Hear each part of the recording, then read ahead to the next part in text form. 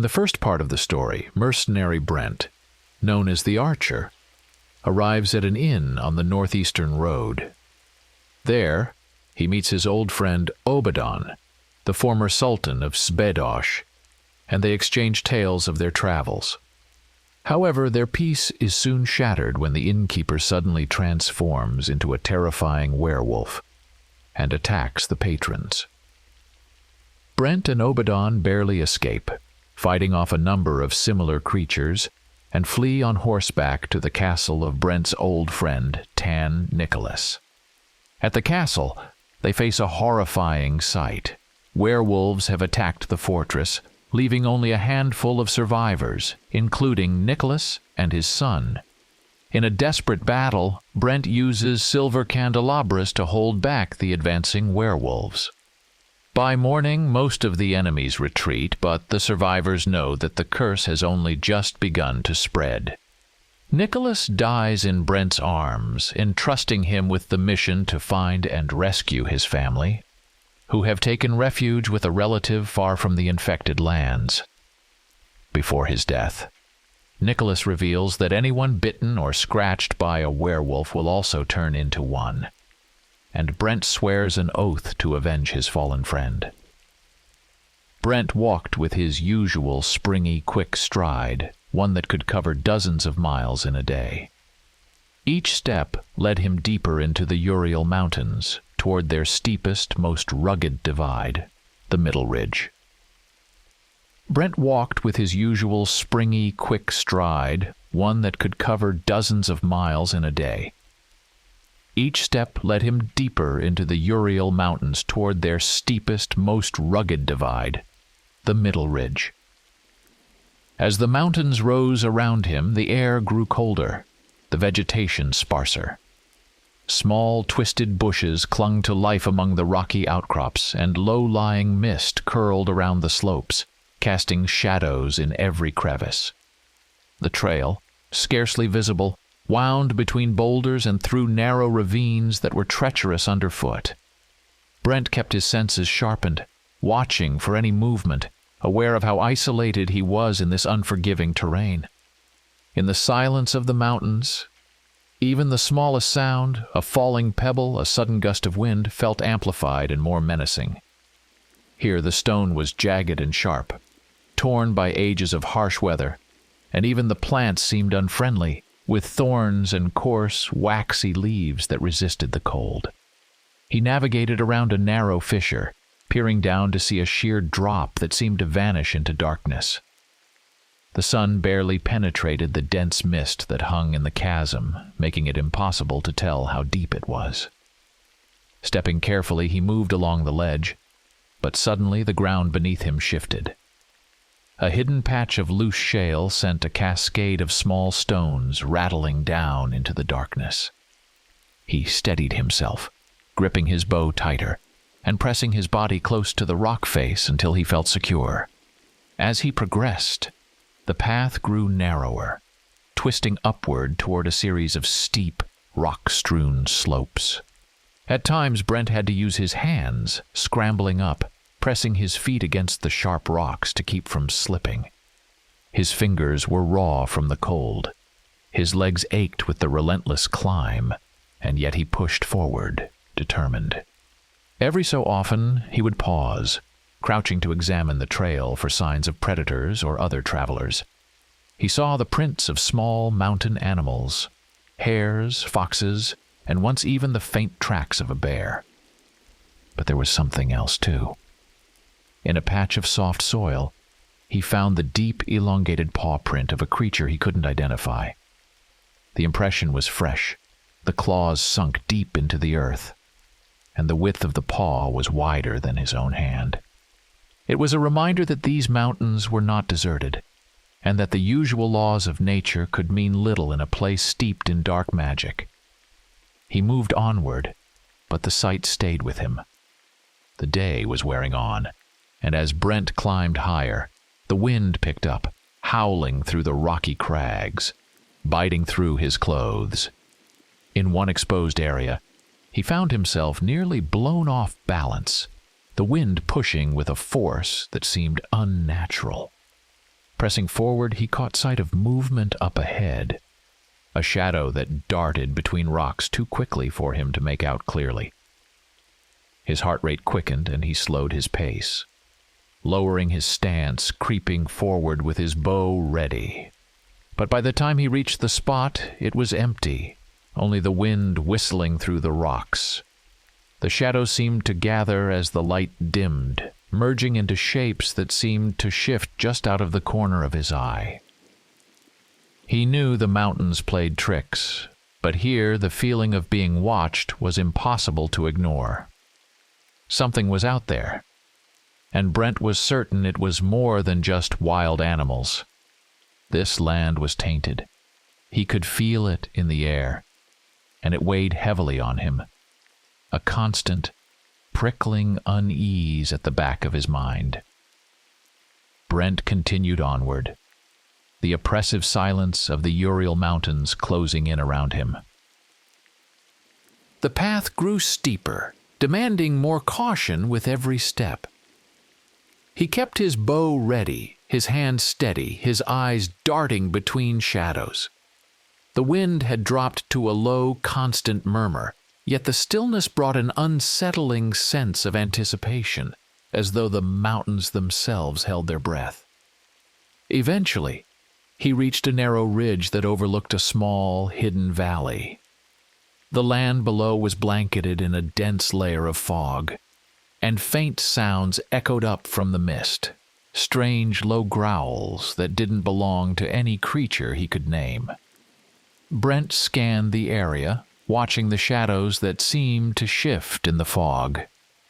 He knew he needed to cross this valley to reach the middle ridge, but something told him he would not be alone down there.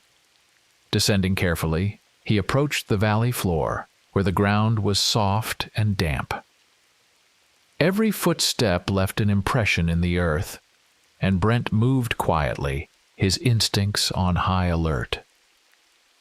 The growls he had heard grew louder, more defined, and now he could make out separate sounds, breathing, the snap of twigs, the slithering of something heavy dragging through the mud. Ahead, the fog parted just enough for him to glimpse movement. Shapes slid through the mist, massive and hulking, their forms distorted by the thick air. Brent crouched low, watching, his heart pounding but his mind steady. He recognized the creatures now. Dire wolves, larger and far more aggressive than ordinary wolves, with muscular bodies and jaws capable of snapping bones. They roamed the misty valley in a silent hunt, their eyes catching occasional glimmers in the fading daylight. Brent held his position, waiting for an opening to slip past. Suddenly, one of the wolves lifted its head, sniffing the air, and its piercing eyes turned in his direction. With calculated precision, Brent reached for an arrow, aiming to avoid confrontation but prepared to defend himself if necessary. The dire wolf took a step forward, its massive paws sinking into the mud, testing the air around him. Then, without warning, the creature lunged forward, crashing through the mist with a low, snarling growl. Brent loosed an arrow, and the shaft struck true, hitting the wolf in its flank and forcing it to stumble. Without hesitating, Brent bolted across the valley, keeping his eyes on the shadowed forms still prowling in the fog. He could hear the injured wolf howling behind him, and the other creatures responded with chilling answering calls. The valley seemed endless as he raced through the fog, dodging fallen branches and leaping over small streams. The sounds of pursuit grew closer, the wolves relentless. Brent glanced back to see two more dark shapes closing in, their breaths steaming in the cold air. He drew another arrow, spinning mid-stride to release it, striking one of the wolves in the shoulder. It fell back, snapping at the arrow shaft while the other continued the chase. Brent sprinted toward a dense cluster of trees, hoping the cover would buy him time. The trees here were thick and gnarled, their branches heavy with moss, creating a maze of twisted roots and low-hanging limbs. He ducked and wove through the shadows, hearing the wolf snarl as it followed. The creature's claws scraped against the ground, tearing at roots and soil in its determination to close the gap. Finally, Brent spotted an overhanging rock, a natural shelter partially concealed by the thick branches above. Without a second thought, he climbed onto the ledge, pressing himself against the stone. The dire wolf skidded to a halt below, sniffing the air, searching for him. For a long, tense moment, it circled the area, its eyes glowing in the dim light, its teeth bared as it snarled in frustration. Then, with one final look around, it turned back toward the valley, disappearing into the fog with an echoing growl. Brent exhaled, the tension draining from his body. He remained on the ledge for a few moments, listening for any other signs of movement. Satisfied that the danger had passed, he continued his journey, pushing further into the mountains. The memory of the dire wolves lingered in his mind, a reminder of the threats that roamed these lands. With night approaching, he quickened his pace, determined to find a safe place to rest before the shadows grew too thick around him. Before sunset, he brought down a yearling deer with a single well-placed arrow. With utmost caution, he built a small fire, ate a quick meal, rested half an hour, then continued on, taking the hind leg of the deer with him. As night fell, he climbed a tall pine with a sturdy trunk and spent the night tied securely to the tree, about 20 feet up. Accustomed to light sleep, Brent awoke several times, glimpsing dark shadows moving below, yellow eyes watching him, and on occasion, a distant howl. He didn't know if they were werewolves, simple wolves, or other creatures. At dawn, after a quick bite, he continued his journey. The way became harder and harder, forcing him to scramble up rocky ledges and navigate around narrow ravines and fissures that slowed his progress. Brent had almost scaled another ledge, carpeted with emerald green grass, when he suddenly heard a low, warning growl just steps away. He looked up. A massive snow-white beast crouched in the middle of the quiet glade, thick muscles bunched beneath its dense, long fur, and sharp fangs glinted in a threatening snarl. Around its neck, Brent noticed a spiked collar made of white metal. He was in a precarious position. He was halfway up, waist-high above the ledge, with loose stones underfoot that prevented him from getting a firm hold or drawing his weapon. He froze, meeting the animal's honey-gold eyes. His heartbeat thundered in his ears as time stretched painfully. The creature didn't attack. Thoughts raced through Brent's mind, but he couldn't see a way out. The only advantage was that, other than growling, the powerful beast showed no signs of aggression. Suddenly, the oppressive silence was broken by a quiet voice coming from behind a nearby rock. "What have you found there, Amok? Come here." The beast sprang up, wagging its tail, and trotted over to its master, though it continued to cast a watchful eye in Brent's direction. "Lie down, Amok." With a sigh of relief, Brent finally hauled himself up onto the ledge and looked at the stranger. It was a short, stocky old man, wrapped in a dark green cloak that reached to his heels. His hood, thrown back, revealed a deeply wrinkled, sun-darkened face, framed by a white beard and mustache, and a bald head with a faint white fuzz. There was no threat in the old man's eyes, only gentle strength, endless kindness, and weariness. In his right hand he held a long staff topped with a forked end, and slung over his left arm was the handle of a basket filled with herbs and roots. "Blessings be upon your path, stranger," the old man said. "What brings you to this cursed land?" "May your days be long, teacher," Brent replied respectfully, addressing the owner of the beast in the traditional manner of the druidic order, to which this man clearly belonged. "I'm here on personal business. and I'm not sure it's wise to share even with you. I see the mark of concern and a shadow of hatred on your face, but there is no trace of evil within you. Your aura is pure and noble." The old man smiled gently. "I am Alcurton," he said, his voice ringing like a silver bell. "Once, I studied the arts of magic among the brother druids, but now I lead a hermit's life. Share your story with me. We may have a common enemy. I am Brent, known as the Archer." "What guides you in life, Brent the Archer?" "I don't know, teacher. Life tosses me like the wind does a dry leaf. Different feelings pull me in different directions. But right now, I am driven by vengeance." "For what? And against whom do you seek revenge?" "I seek revenge for the deaths of Tan Nicholas and his son, but I don't yet know whom I'm avenging them against. I only have a sense of where they are." "So the Tan has passed," Alcurton said thoughtfully. "Not just passed. He was killed. By werewolves. Quiet. Don't speak of such things in their lair." "Their lair?" "The time for explanations will come, Brent the Archer. I mourn the Tan. He was a worthy master of his land. Not a lazy lord, but a wise father. You are traveling to the northeast?" "Yes, by the sanctuary of the White Hermit. I swear it."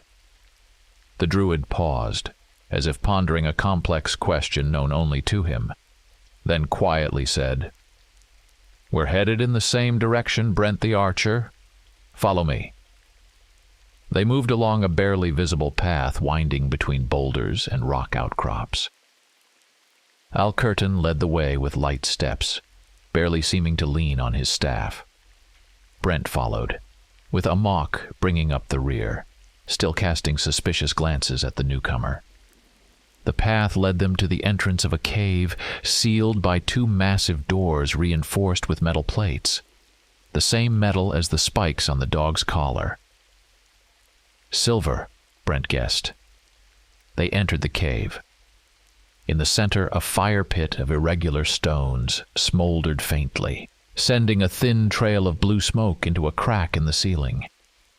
Alcurton tapped his staff on the floor, and soft, milky white globes of light sprang to life along the walls. "Sit, Brent," the wizard said, gesturing toward a low stone bed covered in animal skins. "Forgive me, I rarely have guests. In fact, until now, I've had none, so there's no need for guest chairs." Thanking him, Brent sat and looked around with interest. The cave looked more like a healer's dwelling than a wizard's lair. There were no spell books or talismans, only bundles of dried herbs along the wall. A pot, a couple of bowls, a cup, and a jug on a flat stone near the hearth. Alcurton seemed to sense his thoughts and smiled softly. "No, you won't find dried frogs or bat wings here. I study the druidic arts. Herbs and plants are the core of our craft. But now, listen." The wizard sat down on his bed beside Brent with the enormous dog settling at his feet. "All the evil of this land is concentrated and rooted in a single man. A man by birth, but a fiend by spirit. He is a dark mage and sorcerer, Yarenbir Belojlik. Strange name for these parts, isn't it? That's because he isn't a native. He appeared about a year and a half ago. I managed to find out he came from a distant land in the southeast, where he lost a power struggle to an even crueler and mightier rival. Arriving here, he spent a long time licking his wounds and, in the process, built himself a palace on a cliff. That very palace to the northeast is now his stronghold.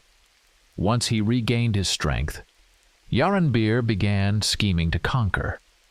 Nicholas's lands were to become his foothold for an assault on the entire Western world.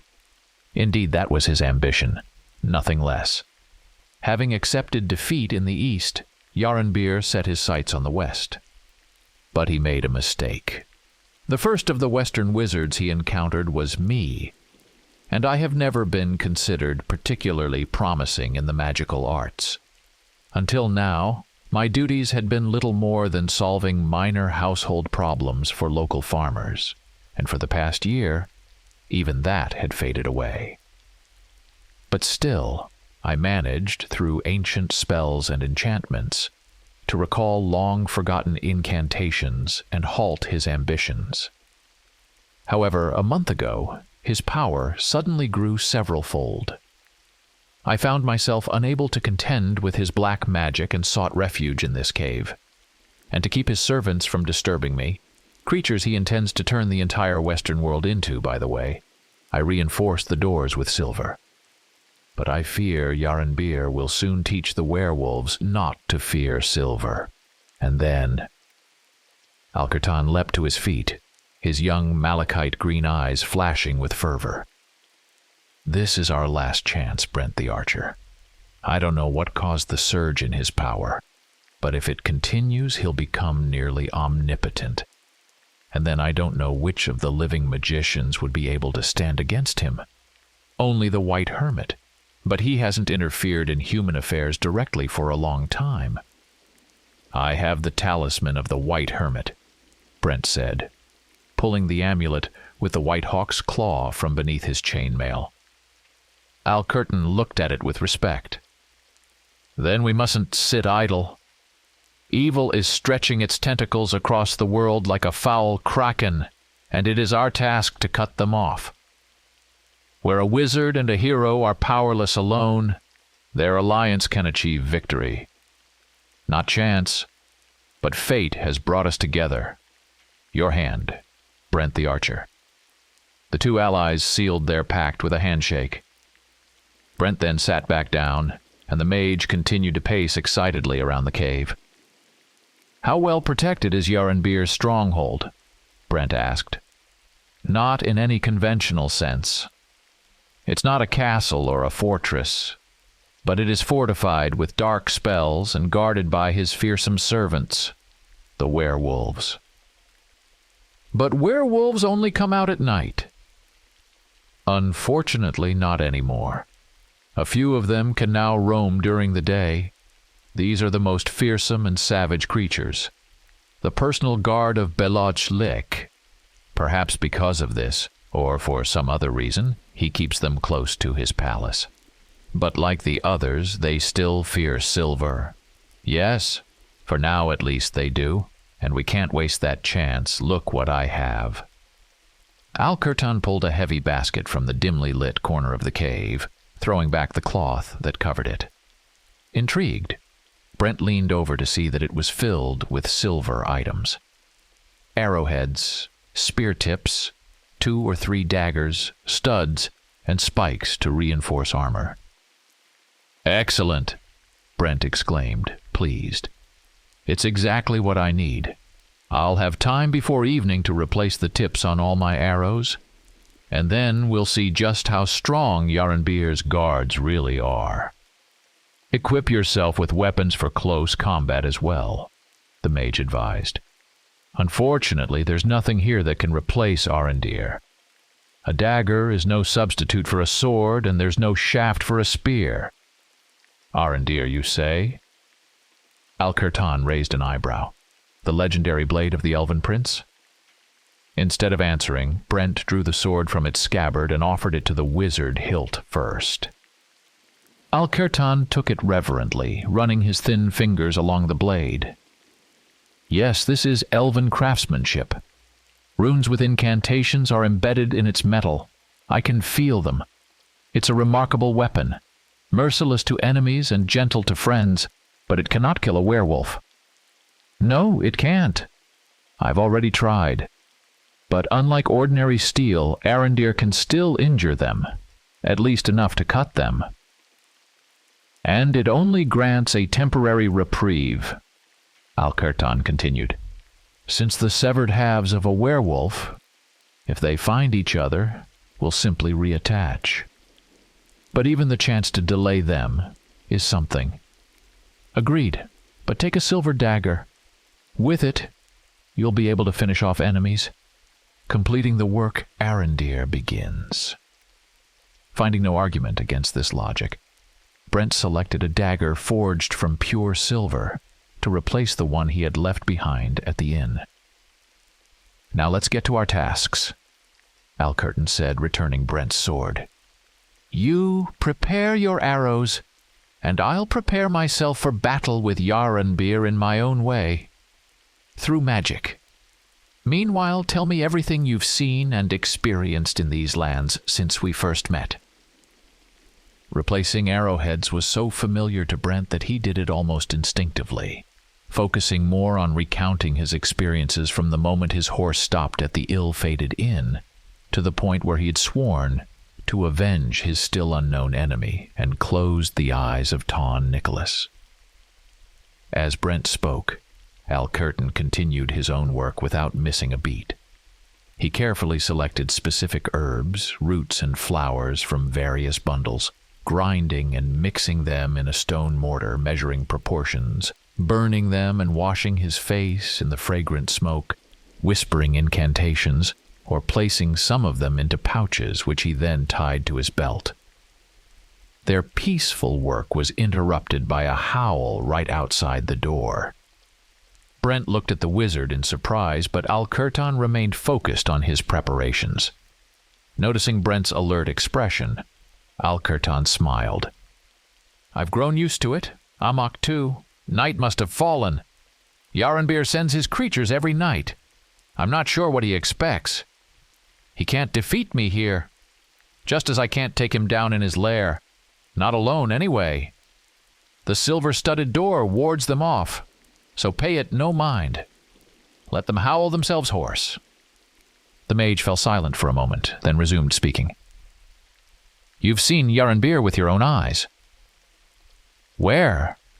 You even shot an arrow at him." "So that creature on the road?" "Precisely.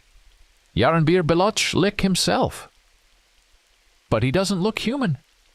"In time, a soul's ugliness seeps to the surface.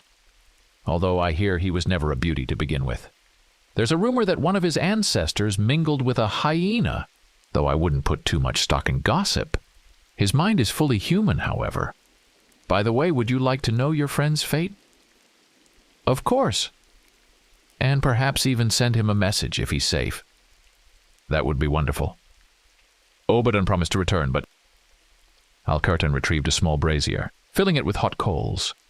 "This Sultan of Zbedosh, can he be relied upon? Can we count on his help?"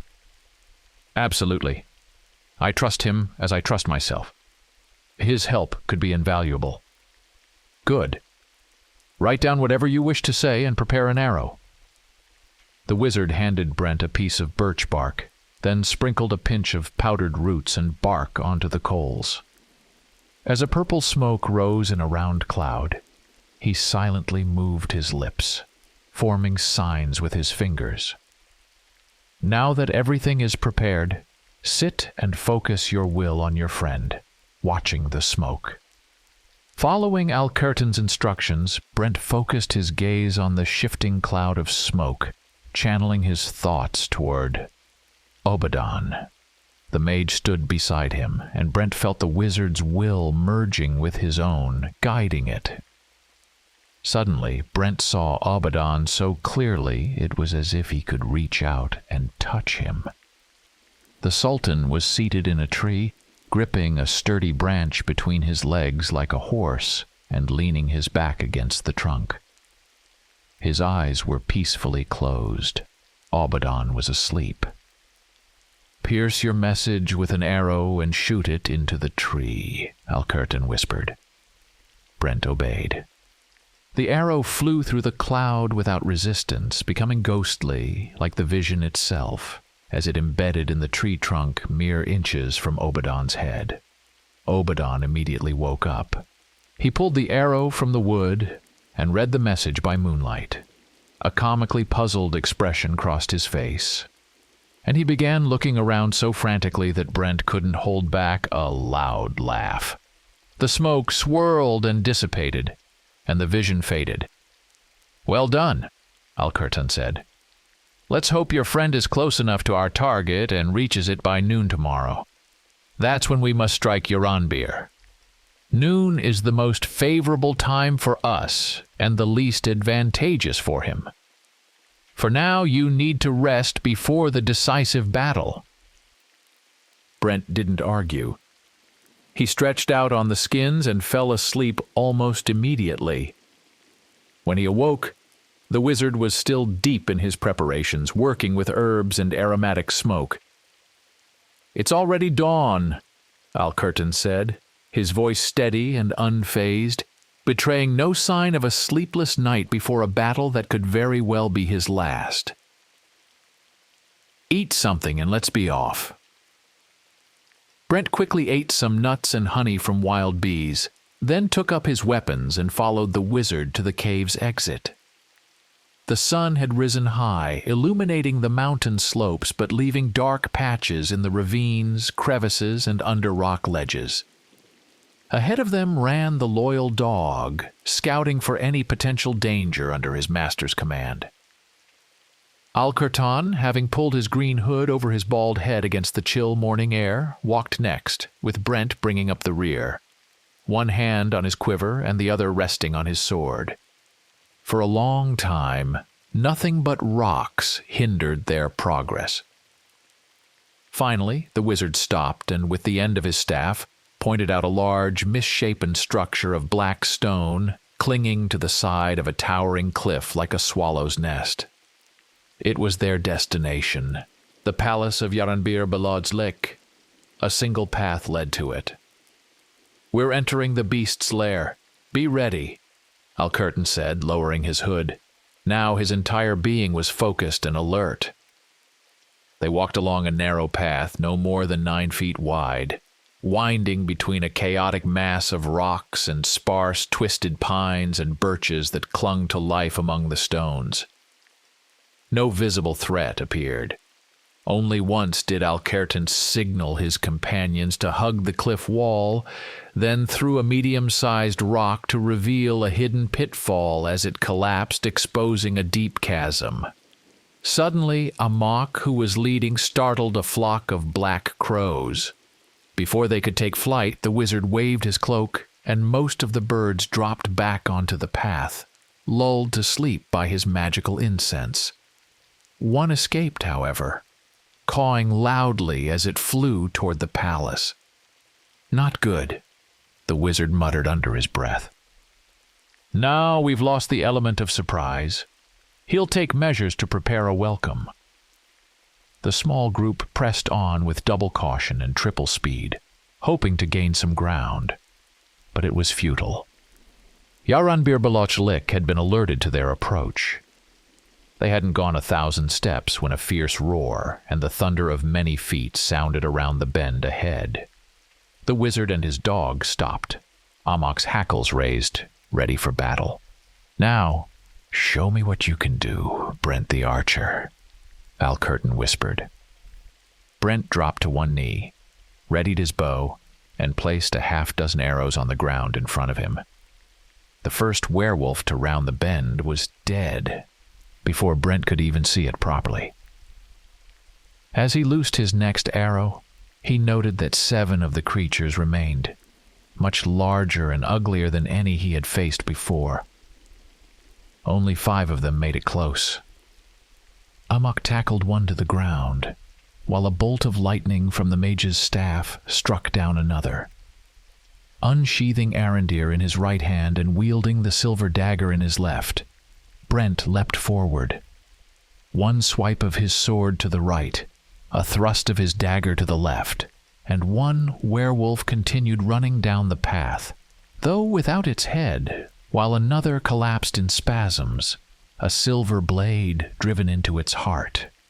He had just enough time to block the last werewolf's lunge with his sword as it barreled into him, but the beast didn't slow down. Brent was thrown onto his back, the werewolf's fanged jaws close, and he stabbed wildly with the dagger. At that moment, a golden lightning bolt struck between the creature's eyes, sent by Alcurton, and Amok leapt in, knocking the lifeless body off Brent's chest and tearing at it for good measure. 8 beasts, the mage murmured, concerned. "I didn't think we'd escape so easily. It's no wonder they call you the Archer, Brent." "What now?" Brent asked, getting to his feet. "Forward. The faster, the better. We haven't seen all his surprises yet." They dashed up the path at full speed. Another turn, then another, and finally, the towering palace of Yarenbyr appeared before them. But any sense of relief was short-lived. Blocking the entrance was the most nightmarish creature they had seen. Yarenbyr's prized guard, a monstrous werewolf nearly twice the size of an ordinary bear. The companions froze in their tracks. The beast advanced with a guttural growl, yellow drool dripping from its jaws. Brent's arrows whistled through the air, piercing its hide, but they failed to reach any vital organs. Only one arrow, lodging in its eye, forced the werewolf to stagger, spinning in place. Tense as a drawn bowstring, Al-Qurtan unleashed a barrage of lightning bolts at the creature's face. The beast rose onto its hind legs, opening its enormous maw in a terrifying roar. "Blind it!" the wizard gasped, emptying the contents of a pouch into his hand. "Go, Amok! Take it down!" The ensuing events were a blur of motion. Brent's arrow struck the werewolf's other eye. Amok clamped his jaws on its throat, and a fireball from Al-Qurtan's hand struck the beast's forehead. The scent of singed fur filled the air. With a deep guttural bellow, the monster took a few faltering steps backward and tumbled over the edge of the cliff, dragging loyal Amok with it into the seemingly bottomless abyss. "Forward!" shouted the mage. "We have no time." They rushed into the palace. Brent was an excellent runner, but the old wizard stayed ahead of him the entire time, a golden light radiating from his staff, scattering the shadows lurking in the palace's dark corridors. Focused on their charge, they suddenly found themselves in a spacious hall with a high, vaulted ceiling, flooded with sunlight pouring through narrow windows. Heavy bronze bowls hung from the ceiling on thick chains, likely used to light the hall at night or burn some dark incense. Or perhaps both. In the center of the room, a bright flame burned atop a basalt pedestal. Behind the fire stood a stone table, upon which lay a book with darkened, time-worn parchment pages and an ornate binding. Standing there was the very figure Brent and Obadan had encountered on the mountain road that night. His thin lips curled back to reveal long, rotting teeth as Yarenbyr Belodjlik laughed heartily, if he could be said to have a soul. Brent stopped and pulled his bowstring back to his ear. But the dark mage merely tilted slightly to one side, made a sliding gesture with his left hand, and caught the arrow mid-flight. He blew on it, scattering ashes from his palm, and laughed again. Al-Qurtan formed a magical sign with his left hand, then sprinkled some of his concoction into his palm. He blew, and a ball of fire shot from his hand toward Yarenbyr's heart. The sorcerer pressed his palms together in front of his chest, halting the fireball and forcing it back. But Al-Qurtan's will and spells drove the fireball forward. Now Yarenbyr's expression was no longer jovial. His lips tightened, his brows furrowed, and veins bulged at his temples. Sensing the opportunity, Brent reached for another arrow, only to find his quiver empty. At that moment the fireball burst with a deafening crack, unable to withstand the pressure from both sides.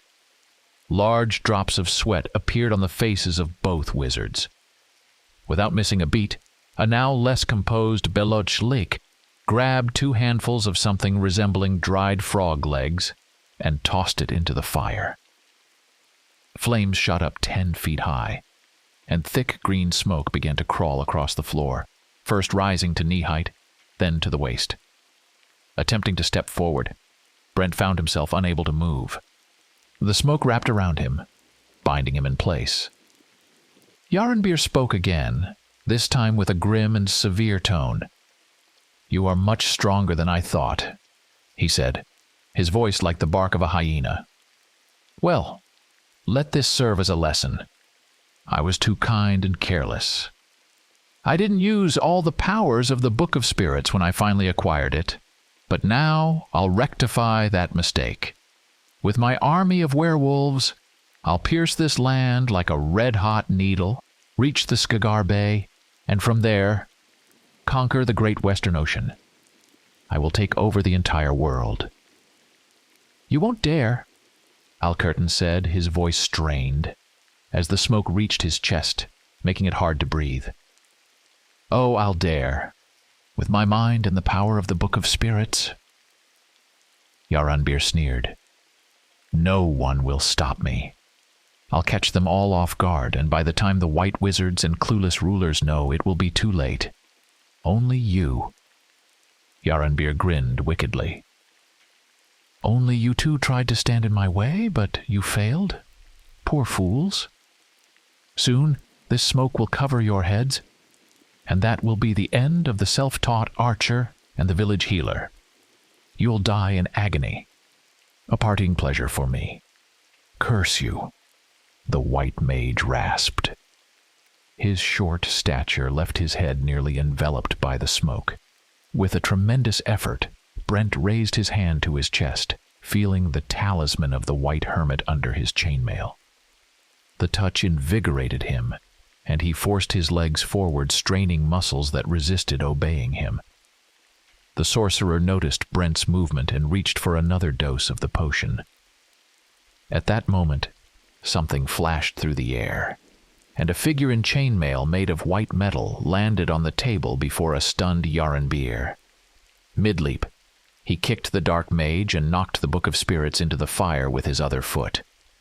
The flames hissed and eagerly consumed the parchment pages. With a furious scream, Yaranbir slithered across the stone floor, desperately trying to save the book, but a flash of a curved Kyphian saber stopped him in his tracks, frozen in an unnatural pose.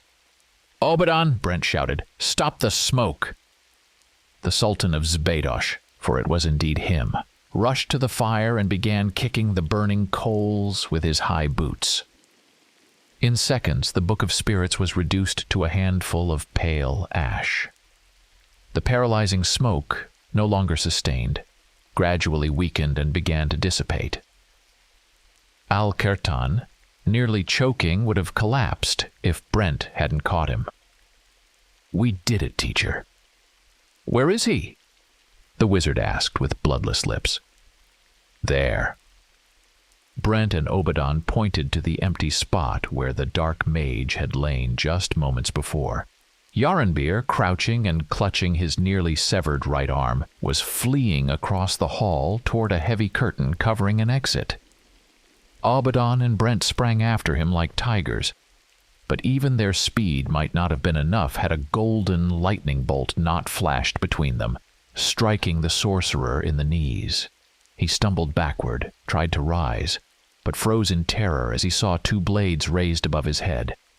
Quick though Obadan was, Brent, driven by deadly hatred, was faster. Arendir swept in a wide arc and fell upon the villain's neck. The half-human, half-beast head rolled across the floor, baring its fangs and leaving a trail of black blood. The friends exchanged glances.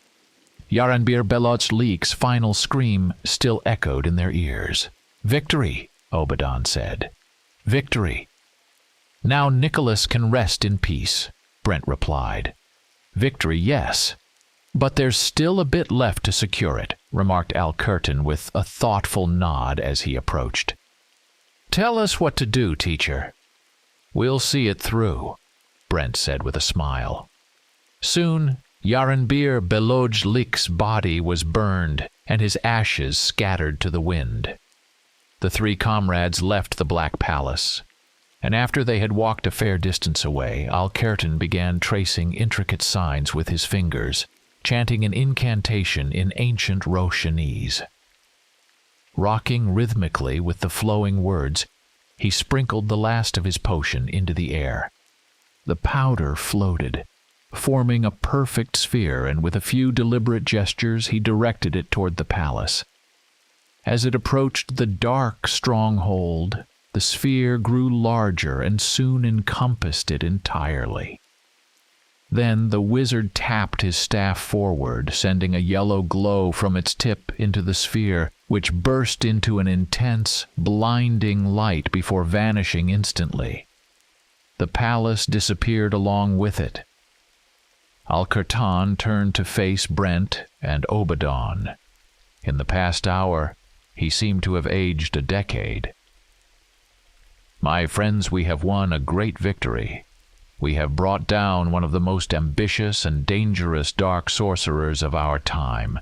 Sadly, the Book of Spirits cannot be destroyed so easily. The nature of the spells that created it is such that once burned here, it reappears somewhere else in the cosmos. How I wish it would manifest in some distant realm. But the important thing is, we have freed countless people from the cursed spell that plagued the nearby villages and settlements. Now we'll each go our separate ways. But before we do, I'd like to know how the Sultan of Zbedosh arrived just in time," he said, looking at Obadon. "After receiving your message," Obadon replied with a smirk. "I tracked your path all the way here. The werewolves on the road hadn't even cooled. I was afraid I'd miss the final battle, but when I heard Yarenbir's laughter echoing from the hall, I decided it was wiser to sneak in. I scaled the wall and watched everything unfold. As for the rest, you know it well. Those lamps on chains seemed practically made for swinging across rooms. All I needed was a good push with both feet. A truly life-saving push, I swear by Muscalat's own dropsy," Brent laughed. "I was already saying my goodbyes." "As was I," added Al-Qurtan. After a short pause, he continued, "And where do you plan to go now that all this has happened?" "I think I'll make another attempt to reclaim my throne," Obadon replied. "I'm getting older, weaker. Time to settle down in honor and comfort. And I promised Tan Nicholas that I'd find his wife and daughter," Brent said. "Then if you're willing to wait, I'll gladly help you pay Muscalat a visit with my blade." "Good. May your gods bless you both," Al-Qurtan said, offering them a protective druidic gesture. "With this dagger, Brent the Archer, you'll be able to buy a pair of horses at the nearest village." "No, I'll keep it as a memory of you, teacher," Brent replied solemnly. "I'll trade for horses with a few of these gold coins," he said, jingling the pouch at his belt. "Farewell, teacher." Brent bowed, and Obadon, following southern custom, placed both hands over his heart. Soon after, Brent and Obadon were descending the path away from the site of their recent battle, while the hermit, watching them go, began piling stones where his loyal companion Amok had fallen. 5 days later, the two travelers rode humble farm horses southward along the northeast road. Gray cloaks covered the torn clothes of one and the glistening chainmail of the other. On the head of the chainmail-clad rider was a turban with a peacock feather, while his companion's hair was tied back with a leather strap. As they rounded a bend, they spotted an inn whose appearance struck them as oddly familiar. The innkeeper, drying his hands on his apron, ran from the porch to the gate, loudly calling to his guests. At his feet darted a small dog with reddish fur and white markings. As the travelers looked at his simple, flushed face and tousled hair, a vision flashed in their minds of a snarling maw, its teeth dripping with human blood. The rider in the white turban reached for his curved saber, but his companion gently stayed his hand. "Leave it, Obadon. He didn't know what he was doing. It's all over now." "Yes, you're right, Archer. Just a fleeting shadow. From here, our paths diverge. The Valley of Blooming Heather lies west of here, while Zbedosh is far to the south. Then goodbye, Archer, until we meet again." "Until we meet again, Obadon. We'll see each other again when we're needed." Not wishing to prolong the farewell, they spurred their horses and soon disappeared from sight, leaving the puzzled innkeeper behind. As Brent rode away from the crossroads where he had parted with Obadon, the landscape began to change subtly. The rugged mountains gave way to rolling hills dotted with wildflowers and ancient oaks. The air grew warmer, and the scent of pine was replaced by that of blooming heather and distant sea breezes. Brent's thoughts turned to Tan Nicholas's wife and daughter, hidden somewhere in the valley of blooming heather. The promise he had made weighed heavily on his mind, but it also gave him purpose. The journey was long, and Brent traveled mostly in silence, his senses attuned to the world around him. He avoided well-trodden paths, preferring the solitude of lesser-known trails where dangers were fewer, and the chance of encountering remnants of Yarenbir's dark influence was minimal. The countryside seemed peaceful, but Brent knew that shadows often lurked beneath tranquil surfaces. One evening, as the sun dipped low, Brent found himself at the edge of an ancient forest. The trees here were tall and majestic, their canopies forming a tapestry of greens and golds. Entering the forest, he felt a shift in the air, a kind of timelessness that both calmed and unsettled him. Legend spoke of this woodland as a place where the veil between worlds was thin, where travelers might stumble upon remnants of old magic. As night fell, Brent made camp beneath a massive oak whose roots formed natural walls around a small clearing. He lit a modest fire, its glow casting dancing shadows on the surrounding trees. Sleep came lightly, filled with fragmented dreams of battles past and unknown futures. In the morning, the forest was cloaked in a gentle mist. Brent resumed his journey, navigating by instinct more than sight. The forest seemed to guide him, the path unfolding naturally before his horse's steady gait. By midday, the mist lifted, revealing a glade bathed in sunlight. At its center stood a stone archway covered in vines and inscribed with runes that Brent recognized from his time with Al-Qurtan. Approaching the archway, Brent felt a subtle energy emanating from it, a protective barrier perhaps, or a gateway. Trusting in the guidance of the white hermit and the talisman he still wore, he passed through the arch.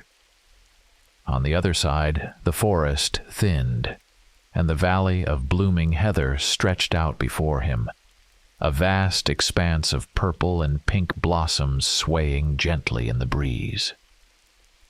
Descending into the valley, Brent was struck by its serene beauty. The heather seemed to ripple like the surface of a tranquil sea, and the distant sound of a stream added a musical quality to the air. Yet amidst the beauty, Brent remained vigilant. He knew that even the most idyllic places could harbor unseen dangers. As he journeyed deeper into the valley, signs of habitation began to appear. A well-worn footpath, a stone wall overgrown with moss, and finally, a modest cottage nestled among the heather. Smoke rose gently from its chimney, and the sound of laughter, light and free, floated on the wind. Brent dismounted and approached cautiously, his heart heavy with the weight of the news he carried. Upon reaching the cottage, he found it surrounded by a garden teeming with life. Herbs, flowers, and vegetables grew in harmonious abundance. Though he saw no one, the sense of welcome was palpable. Remembering his promise to avoid dialogue, Brent stood silently for a moment, then placed a token of Tan Nicholas, a signet ring he had carried, on the stone steps leading to the door. He retreated to a respectful distance and waited. After some time, the cottage door opened and a woman stepped out. Her features bore the grace and strength that Nicholas had often spoken of. and beside her stood a young girl, eyes wide with curiosity. They saw the ring and understood. Though words were unnecessary, a shared moment of grief and recognition passed between them and Brent, binding them in silent acknowledgement of loss and duty fulfilled. With his promise to Tan Nicholas honored, Brent felt a sense of closure, but also a lingering restlessness. He departed the valley, leaving its inhabitants to their peace. His path now led him toward the western shores, where rumors spoke of new troubles brewing, a shadow rising that threatened the fragile balance restored by Yarenbir's defeat.